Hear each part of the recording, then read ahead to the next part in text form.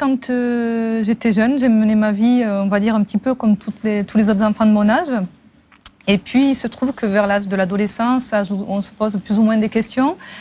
Je commençais à réfléchir à ce qu'est la vie. Et puis, en grandissant, c'est plus vers l'âge après de 20-21 ans que je me suis posé vraiment des réelles questions sur le sens de ma vie, vers où on va, pourquoi on est venu sur Terre.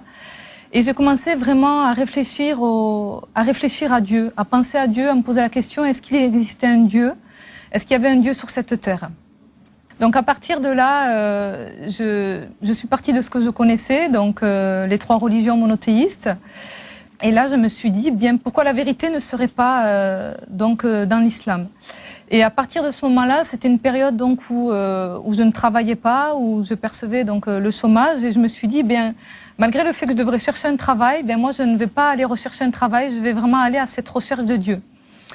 Et donc là, j'ai vraiment arrêté, tout mis de côté pour vraiment me consacrer à cette recherche de Dieu. Et là, donc j'avais un ami qui était lui musulman, qui on va dire, était musulman mais ne pratiquait pas vraiment sa religion. Donc je lui ai demandé, est-ce que tu peux m'indiquer une mosquée? Est-ce que tu peux me dire où c'est que je pourrais vraiment avoir réponse à toutes mes questions? Et cet ami m'a conduit, donc puisqu'il n'y avait pas de mosquée, à l'époque j'habitais sur Nice, il m'a conduit donc dans un centre islamique où il y avait donc des musulmans qui pratiquaient leur religion. Donc j'y suis allée et il m'a accompagnée une première fois, et quand il a vu que vraiment j'accrochais et vraiment j'étais interpellée, il m'a dit, bah, écoute, maintenant tu y vas toute seule, moi je t'accompagne plus. Je pense que ça lui a fait un petit peu peur de voir vraiment que j'étais vraiment dans cette recherche intense. Et là, ce que j'ai vraiment apprécié, c'est cette communauté, cet accueil que j'ai eu. Et puis à partir de là, donc j'ai commencé à me dire, ben, je voudrais vraiment découvrir cette religion. Donc j'ai eu des entretiens avec l'imam, avec aussi, j'ai été accompagnée par des femmes. Et j'ai commencé à prendre des cours avec les enfants pour apprendre à parler l'arabe. Et puis parce que je désirais vraiment pouvoir lire le Coran en arabe.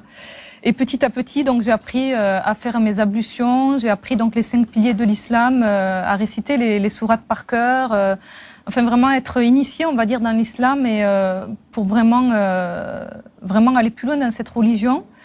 Donc j'ai fait la confession de foi musulmane et je suis donc devenue musulmane. Puis plus le temps avançait, c'est vrai que je me suis dit, il faut quand même que j'étais jeune, j'avais donc 21 ans, et je me suis dit, il faut quand même que je prenne une décision aussi de l'annoncer à mes parents, puisque donc je me voilais, mais je me cachais en fait. J'imagine que ça n'a pas dû être facile pour toi de l'annoncer à tes parents. Voilà, c'était pas évident effectivement, et puis j'avais donc un choix à faire. Je me suis dit, si je vais donc dans cette religion, il ne faut pas avoir honte de ce qu'on est, de ce en quoi on croit.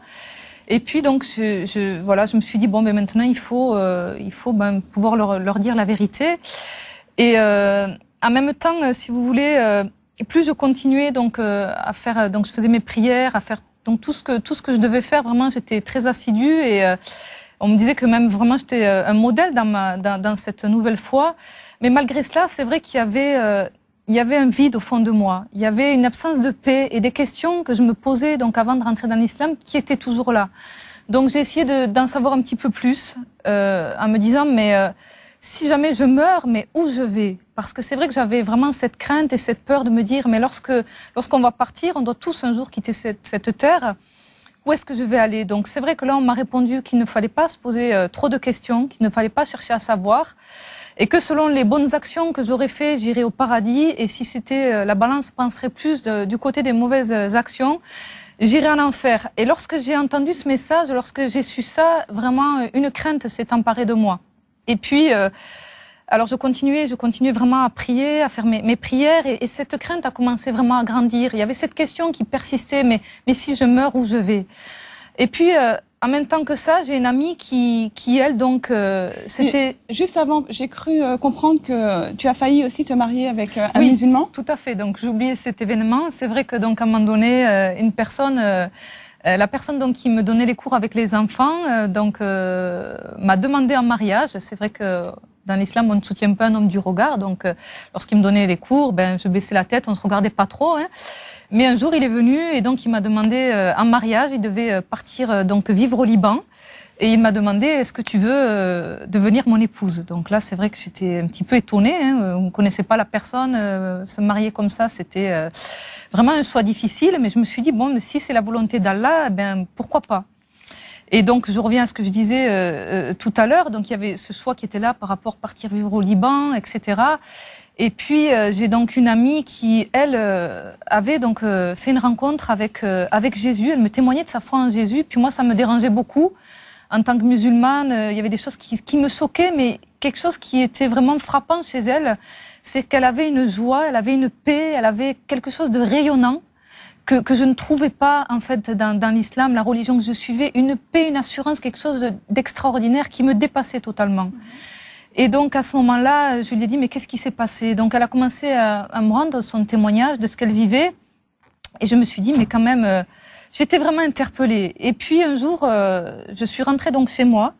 J'ai fait la prière donc du soir, et pendant ce moment de prière, j'ai eu comme un arrêt à mon cœur. J'ai cru vraiment en tout cas que mon cœur allait s'arrêter. Et là, je me suis dit mais c'est pas possible. Qu'est-ce qui se passe? Donc j'ai appelé mon ami au téléphone. Nous avons donc prié ensemble. Et là, vraiment, quelque chose s'est passé dans mon cœur, mais j'avais beaucoup encore d'opposition dans mes pensées. Tout était confus, tout était mélangé. Et elle m'a dit donc il fallait vraiment que je fasse ma propre expérience, que c'était quelque chose de personnel.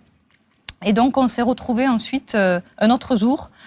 On s'est retrouvés dans un endroit où il y avait vraiment beaucoup de monde.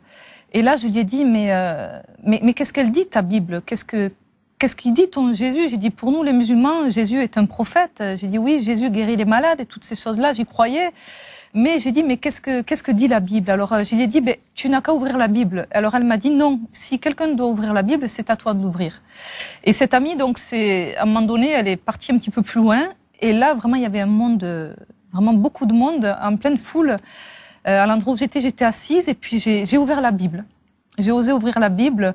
Et à cet instant, vraiment, une chose s'est produite. Ça s'est produit une fois dans ma vie.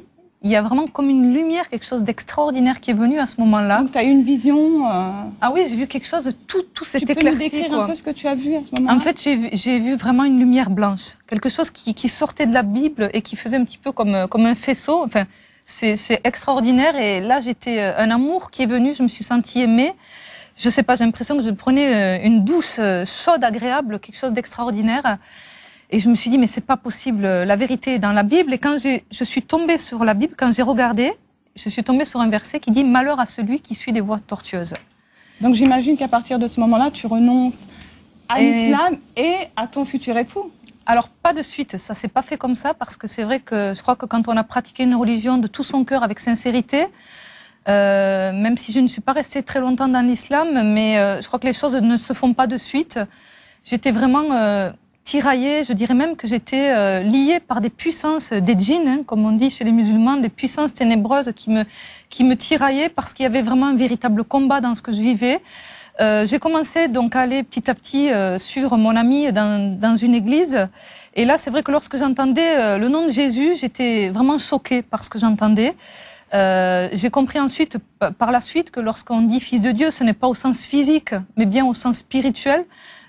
Qu'on dit ça, et c'est vrai que ça a été vraiment tout un cap.